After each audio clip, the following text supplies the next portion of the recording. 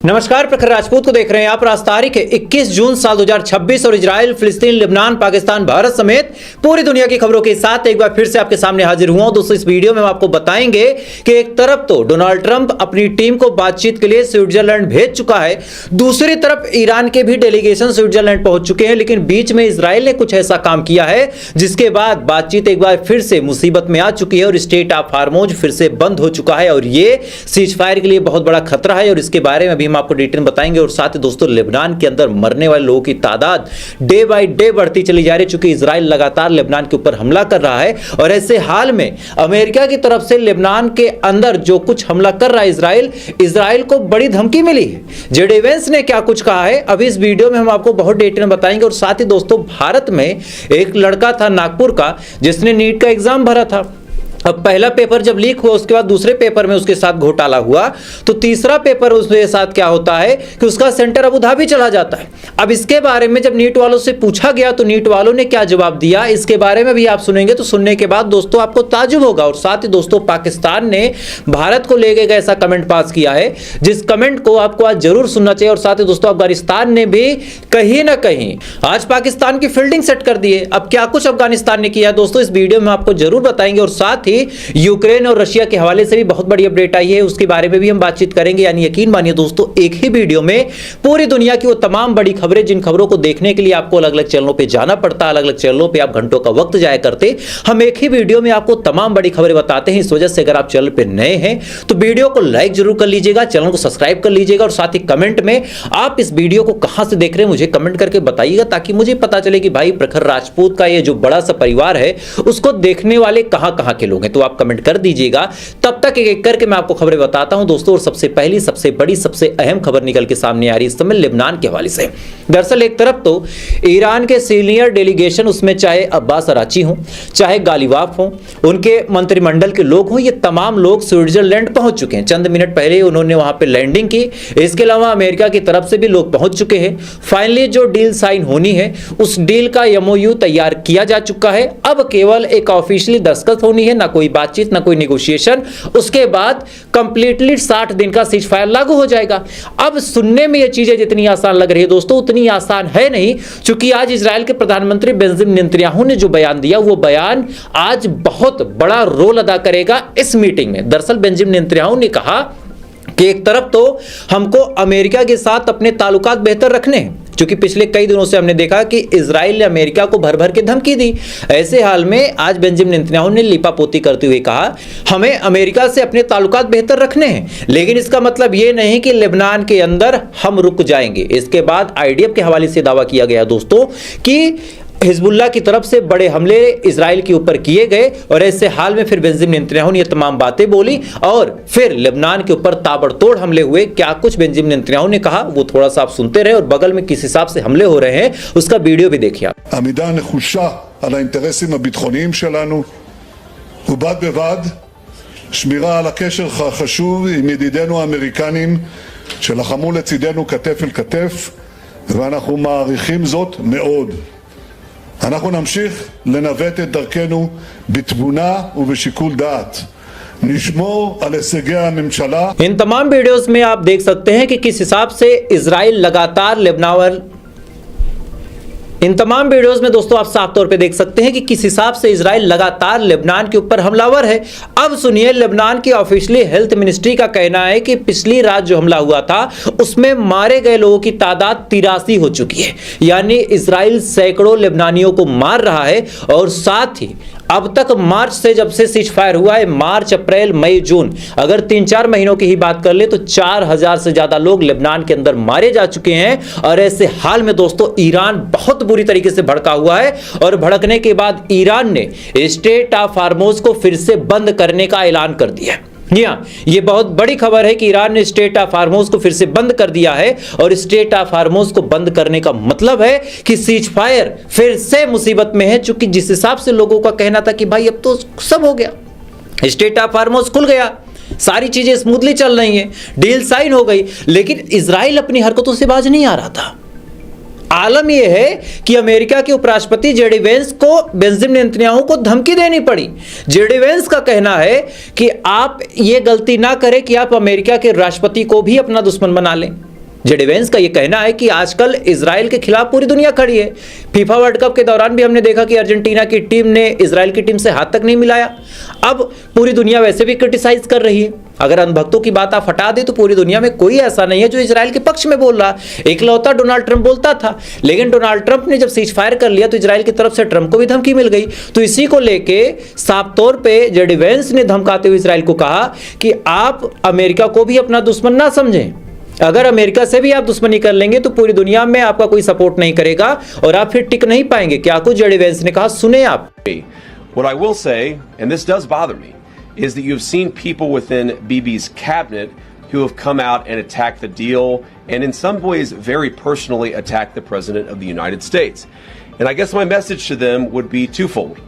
Number one, Donald J. Trump is the only head of state in the entire world who is sympathetic to the nation of Israel at this moment in time. And he happens to be the head of state of the world's superpower. If I was in the cabinet of the Israeli government, I might not be attacking the only powerful ally that I have anywhere left in the entire world. इस video में दोस्तों आप साफ तौर पे सुन सकते हैं कि किस हिसाब से लगातार अमेरिका इजराइल के ऊपर प्रेशर बना रहा है कि जो सीज फायर की शर्तें हैं उसको इजराइल मान ले, ताकि स्टेट ऑफ हार्मोज ईरान दोबारा बंद ना करे, ताकि डील हो जाए और अमेरिका चैन की सांस ले सके। लेकिन इजराइल का पूरा मन यही है कि इजराइल की जो सेना है, इजराइल के जो लोग हैं, उनको जंग में उलझाए रखना है। अब क्यों उलझाए रखना है? चूंकि चुनाव सर पे है। दूसरी बड़ी बात यह है कि मुकदमे चल रहे हैं, तो ऐसे हाल में बेंजामिन नेतन्याहू की मजबूरी है कि चुनाव और मुकदमों को अगर टालना है तो भाई जंग लड़ना पड़ेगा, अपने आप को एज ए हीरो दिखाना पड़ेगा। क्योंकि अगर ये अपने आप को हीरो नहीं दिखाएगा तो चुनाव भी हारेगा, और चुनाव जैसे ही हारा दोस्तों, इस समय इजराइल की स्थिति ऐसी है कि अपोजिशन जो है वो बेंजामिन नेतन्याहू के खिलाफ हमलावर है। जगह जगह पे ऐसे ऐसे बयान इनके अपोजिशन के लीडर दे रहे हैं जिससे पता चल रहा है कि इजराइल की राजनीति इस समय अंदर से बड़ी खोखली हो चुकी है। इजराइल को कोई सपोर्ट नहीं है और ऐसे हाल में बेंजामिन नेतन्याहू की जो सरकार है वो गिर जाएगी। मतलब इजराइल के जो मौजूदा सरकार के लोग हैं उनको कोई भी सपोर्ट नहीं कर रहा, तो सरकार गिरने का खतरा है। और इसी वजह से लेबनान के साथ जंग हमेशा इजराइल जारी रखना चाहता है। खैर, इसी दौरान दोस्तों लेबनान से एक और अपडेट निकल के सामने आ रही है और इससे पता लग जाएगा आपको भी कि इजराइल कितना हरामी है। दरअसल इजराइल क्या कर रहा है कि जहाजों की मदद से लेबनान के अंदर कभी फुटबॉल गिरा रहा, कभी कोई खिलौना गिरा रहा, कभी कुछ और गिरा रहा। अब ये तमाम चीजें जब गिराई जा रही हैं तो देखने में और सुनने समझने में ऐसा लग रहा है कि भाई कोई फुटबॉल गिर गई, कोई खिलौना गिर गया। ऐसे हाल में कोई बच्चा, कोई बड़ा, कोई बुजुर्ग अगर उस फुटबॉल को लात मारता है या फिर उस खिलौने को उठा लेता है तो ऐसे हाल में वो खिलौना फटेगा, क्योंकि उसके अंदर सेंसिटिव बॉम्ब है, सेंसिटिव एक्सप्लोजिव डिवाइस रखी गई है कि जैसे कोई उसको हिलाएगा, कोई मूवमेंट होगा, फौरन ब्लास्ट होगा और लोग मारे जाएंगे। इस हिसाब से इजराइल काम कर रहा है लेबनान के अंदर, और इसी चीज से दोस्तों ईरान बहुत बुरी तरीके से भड़का हुआ है। खैर, इसी दौरान दोस्तों बड़ी अपडेट निकल के सामने आ रही है यूक्रेन के हवाले से कि यूक्रेन शायद अब अपनी आखिरी सांस ले रहा है, क्योंकि रशिया के ऊपर यूक्रेन लगातार हमला कर रहा। ऑयल रिफाइनरी में किस हिसाब से आग लगी थी, एक बार वीडियो देखें आप।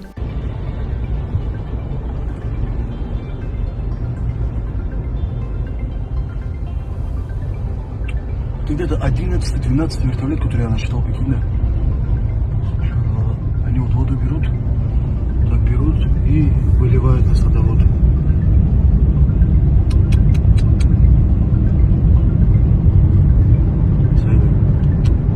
इस वीडियो में आप साफ तौर पे देख सकते हैं कि ऑयल रिफाइनरी में बहुत बुरी तरीके से आग लगी हुई है और इस आग की वजह से रशिया को तगड़ा नुकसान भी हो रहा। वहां पे एसिडिक रेन, काली बरसात जैसी स्थिति भी बन चुकी है और ऐसे हाल में रशिया ने बदला लेने की कसम खाई। खबर यह भी निकल के सामने है कि रशिया ने ताबड़तोड़ हमले किए, लेकिन यूक्रेन को कुछ समझना चाहिए कि भाई रशिया से भिड़ना ठीक नहीं है। लेकिन अमेरिका की जो जुबान यूक्रेन के राष्ट्रपति जेलेंस्की के मुंह में पड़ी है, उस जुबान की वजह से आज सुनिए यूक्रेन ने बेलारूस को भी धमकी दे दी। दरअसल यूक्रेन के बॉर्डर पे जो बेलारूस का लगा हुआ बॉर्डर है, वहां पे बेलारूस ने खतरनाक मिसाइलें डिप्लॉय की थी कि भाई अगर इसने हमला कर दिया तो हम भी पलटवार करेंगे। तो अब यूक्रेन ने धमकी देते हुए कहा है कि अगर बेलारूस ने उन मिसाइलों को नहीं हटाया तो हम हमला कर देंगे, और बाकायदा 1 हफ्ते का अल्टीमेटम दिया है कि अगर हटाना है तो 1 हफ्ते के अंदर हटा लो, otherwise we will attack on you. मतलब साफ तौर पे यूक्रेन वही हाल है ना कि जब नाश मनुष्य पर छाता है तो पहले विवेक मर जाता है। यूक्रेन की बुद्धि इस हिसाब से मर चुकी है कि इतने लाखों लोगों की जिंदगियां चली गई यूक्रेन वार में। आप सोचिए, गाजा की जंग 2 साल से चली, गाजा की पॉपुलेशन भी कम है, तब भी उसमें 1-1.5 लाख लोग ऑफिशियली मारे गए। अब आप सोच के देखिए कि रशिया कितना मारा होगा यूक्रेन को। लेकिन इसके बावजूद भी एक अदनी सी जिद ने, चूंकि नाक की लड़ाई है, एक अदनी सी जिद ने आज यूक्रेन को बेलारूस के सामने भी लाके खड़ा कर दिया। अब देखना यह होगा कि डोनाल्ड ट्रंप यूक्रेन का कितना सपोर्ट करते हैं। खैर, इधर दोस्तों ये तमाम चीज चल रही है, इधर अफगानिस्तान और पाकिस्तान के बीच में टेंशन का माहौल है। अफगानिस्तान ने 8000 लोगों की सेना की टुकड़ी, मतलब एक सेना बनाई है, एक आर्मी की बटालियन बनाई है जिसमें 8000 तालिबानी लड़ाके होंगे और इनको स्पेशली पाकिस्तान बॉर्डर पे डिप्लॉय किया जाएगा ताकि अगर पाकिस्तान कोई हिमाकत करता है तो ऐसे हाल में पाकिस्तान को मुंहतोड़ जवाब दिया जाए। और पिछले कई दिनों में हमने देखा कि तालिबान की सरकार ने बहुत तगड़े तगड़े नुकसान पहुंचाए हैं पाकिस्तान को। और इधर पाकिस्तान के अंदर भी जो पाकिस्तान ने कश्मीर पे कब्जा किया है, उस जमीन के हिस्से पे भी लोग बहुत बुरी तरीके से प्रोटेस्ट कर रहे हैं। प्रोटेस्ट को दबाने के लिए पाकिस्तान की आर्मी ने लाखों लोगों की जिंदगियों को दांव पे लगा दिया। हजारों जिंदगियां वहां की आर्मी ले चुकी है। कई सारे वीडियोस निकल के सामने आए, कई सारे सबूत आए, कई सारे ऐसे विभत्स तस्वीरें कि मैं आपको दिखा भी नहीं सकता। एक वीडियो मैंने भी देखा कि एक शख्स बकायदा कहीं नमाज पढ़ रहा था, आर्मी के लोग आते हैं उसको लात मार के गिरा देते हैं। मतलब खुदा की इबादत में भी इनको दिक्कत है। अब सुनिए, इस पे पाकिस्तान के ख्वाजा आसिफ से पूछा गया कि भाई साहब ये क्यों हो रहा है। ख्वाजा आसिफ का कहना है कि ये लोग भारत की भाषा बोल रहे हैं, मतलब अपने फेल्योर को भारत के ऊपर ठोक दो। अगर मूलभूत दिक्कतें ना होती तो फिर कोई भारत की भाषा कैसे बोल सकता था। भारत के पास जो कश्मीर है उसने कब पाकिस्तान के हक में आवाज उठाया? क्योंकि भारत में चाहे जो भी सरकार रही उसने कश्मीरियों को अपना समझा, उनको तमाम सुविधाएं दी। तुम नहीं दे पाई, इस वजह से तुम्हारे यहाँ प्रोटेस्ट हो रहा। बहरहाल क्या कुछ कहा इस बेवकूफ आदमी ने, थोड़ा सा सुने आप। आज़ाद कश्मीर में भी फसाद फैलाने में आप समझते हैं कि इंडिया बिल्कुल उनका हिस्सा है, बिल्कुल उनका हिस्सा है। जो ज़बान वहाँ पे बोली गई है, जो ज़बान वहाँ पे बोली गई है कि जी बलूचिस्तान से लाशें तो वापस आ जाती हैं इनकी, तो कश्मीर से तो लाशें भी वापस नहीं जाएंगी। ये ज़बान जो है किसी पाकिस्तानी की ज़बान नहीं है, ना किसी कश्मीरी की ज़बान है। ज़बान जो है हिंदुस्तान की ज़बान है, ये भारत की ज़बान है। उसकी बिहार पे जो भी बोला है बोला है। और इसके साथ जो लोग इस वक्त बरतानिया में बैठ के जो लोग जो है इस सारे चीज़ को हवा दे रहे हैं, वहाँ से फंड कर रहे हैं, वो भी जो है हिंदुस्तान की प्रॉक्सी बन के वहाँ पे काम कर रहे हैं। और एक बात जो है कश्मीरियों को याद रखनी चाहिए, इस तमाम कश्मीरियों को बशमूल मेरे, मैं भी कश्मीरी हूँ, और सबको याद रखनी चाहिए कि जो कश्मीर के ऊपर जुल्म सितम टूट रहे हैं पिछली कई दहाइयों से हिंदुस्तान जो तोड़ रहा है, आज भी वहाँ पे ख़वातीन तक जो है उम्र कैद गुजार रही हैं, बड़ी बड़ी लीडर जो हैं गुजार रही हैं। वहाँ पे जेलों के अंदर जो है लोग जो है वफात पाक हैं, उनकी लीडरशिप वफात पाक है। पूरी ज़िंदगी जेलों के अंदर गुजर रही हैं। जब से वानी की शहादत हुई है उसके बाद जो मूवमेंट चली, लोग वहाँ पे भुगत रहे हैं, कीमत अदा कर रहे हैं पाकिस्तान के साथ मोहब्बत। हर लम्हा जो है वो पाकिस्तान का जो है सब्ज़ हलाली परचम लहराते हैं, अपनी आइडेंटिफिकेशन, अपनी शनाख्त जो है पाकिस्तान के साथ शो करते हैं। अच्छा, कितने अफसोस की बात है कि यहाँ पे आज़ाद कश्मीर में जिन लोगों को आज़ादी नसीब हुई है, पाकिस्तान ने लेके आज़ादी दी है, पाकिस्तान ने 5 जंगें लड़ी हुई हैं उसके ऊपर, वो लोग जो हैं वो उस आज़ादी की कदर नहीं कर रहे जिसके लिए कुर्बानियाँ सारे पाकिस्तान ने दी हुई हैं। और गिलगित बल्तिस्तान से लेके सिंध तक और बलूचिस्तान तक सब ने कुर्बानियाँ दी हुई हैं, उसकी वो कदर नहीं कर रहे। उनसे पूछें अपने भाइयों से जो वैली में बैठे हुए हैं कि आज़ादी की क्या कदर है, आज़ादी की क्या कीमत है। ये मेरी नहायत अदब के साथ दरख्वास्त है उन लोगों को जो इस वक्त शोर मचा रहे हैं आज़ाद कश्मीर के अंदर, या उनके जो स्पॉन्सर हैं जो इस वक्त यूके में बैठे हुए हैं, जिनका कोई कश्मीरी कॉज के साथ कोई ताल्लुक़ नहीं है। जदोजहद किसी और ने की, समर उसका इनको मिला, मंजिल उन्हें मिली जो शरीक सफ़र न थे।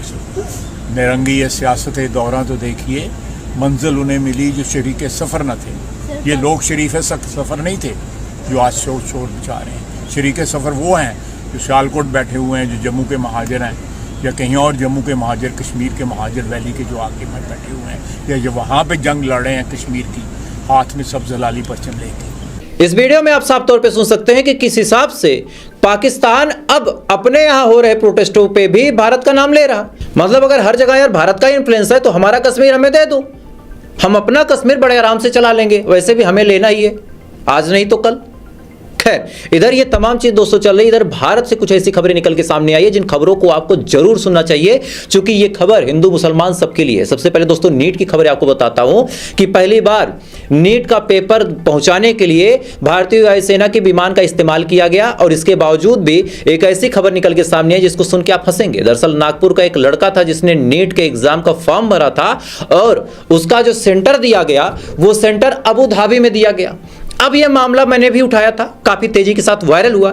जब वायरल हुआ तो नीट की तरफ से सफाई आई है कि भाई साहब हमने तो मौका दिया था, इस आदमी ने ही अपने सेंटर का चुनाव अबू धाबी में किया था। अब बड़ा सवाल मेरे दिमाग में आता है कि यार अबू धाबी में अगर इसने चुनाव भी किया तो तुम्हारा सेंटर तो था नहीं अबू धाबी में, तो तुमने ऑप्शन कैसे दे दिया? भाई ऐसा थोड़ी ना होता कि आप कुछ भी लिख देंगे कि मैं फला चौराहा लिख देता हूं, उसमें जो जिला मेंशन होगा, जो सिटी, जो राज्य मेंशन होगा, आप वही तो चुनाव कर सकते हैं। तो अबू धाबी मेंशन था क्या? और अगर नहीं था तो इस आदमी ने कैसे कर दिया? यह बड़ा सवाल है।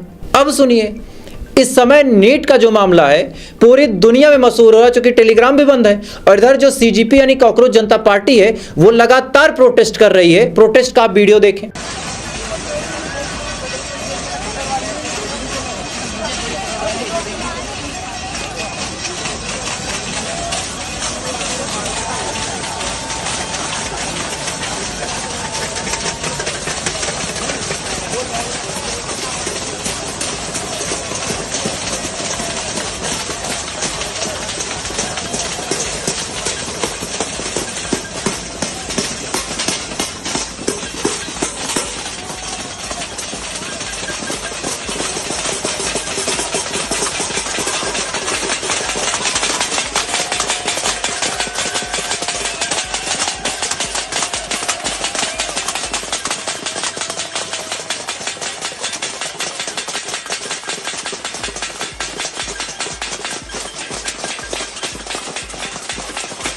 इस वीडियो में आप देख सकते हैं कि सीजीपी किस हिसाब से प्रोटेस्ट कर रही है दिल्ली के अंदर। अब लोगों को क्या लगा कि एक दिन का प्रोटेस्ट हो जाएगा, ये लोग चले जाएंगे, लेकिन ये युवा हैं, इन्होंने ट्रेन में इतने धक्के खाए हैं कि अब सड़कों पे लाठियां खाने में इन्हें कोई दिक्कत नहीं। अब देखिए जंतर मंतर का ही मंजर है कि भाई साहब लोग सड़कों पे आराम से लेटे हैं, खाना खाएंगे और कल सुबह फिर से प्रोटेस्ट शुरू करेंगे। उसका वीडियो देखिए आप।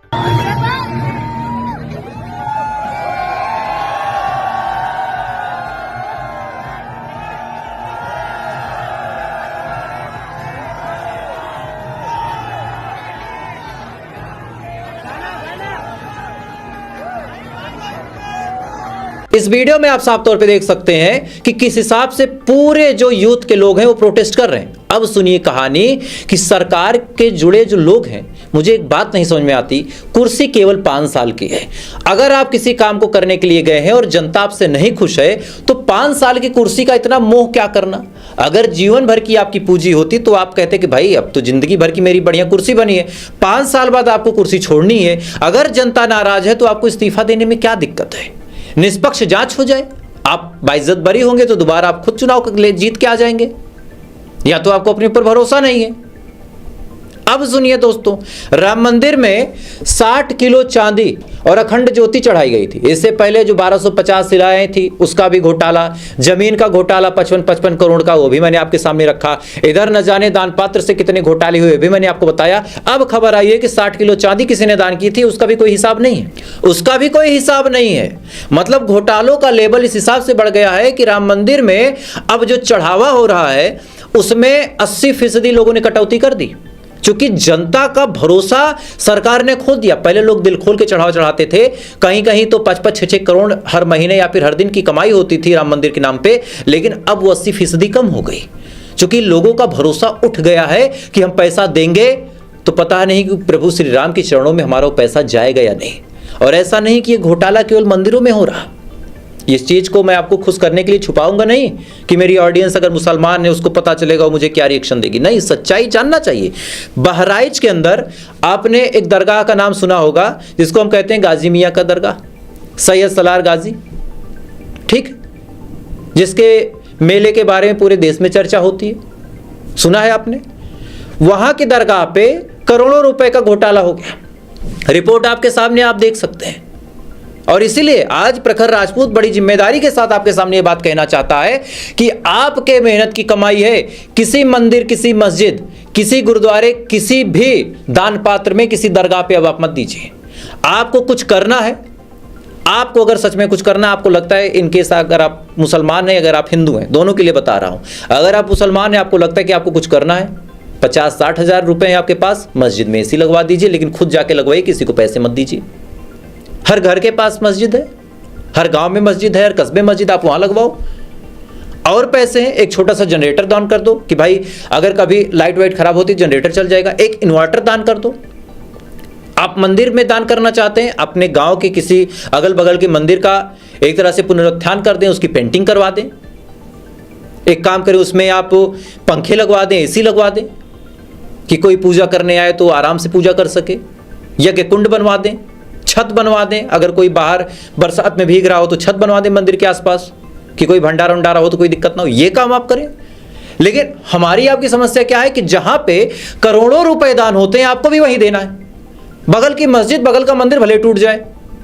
अब आप बताओ, क्या खुदा या भगवान के घरों में भी कोई छोटा बड़ा होता है कि वहां का मंदिर बड़ा है, वहां का मस्जिद बड़ा है, हमारा वाला छोटा? नहीं, अगल बगल करो, जो दान करोगे नजर में तो रहेगा, नहीं तो फिर ऐसे घोटाले होंगे। खैर, आपकी क्या राय है वो कमेंट कीजिएगा, और ऐसी अपडेट के लिए आप मुझे फॉलो कर लीजिएगा। बाकी थोड़ी देर बाद फिर मिलते हैं। जय हिंद, ऊपर वाला हिफाजत करे।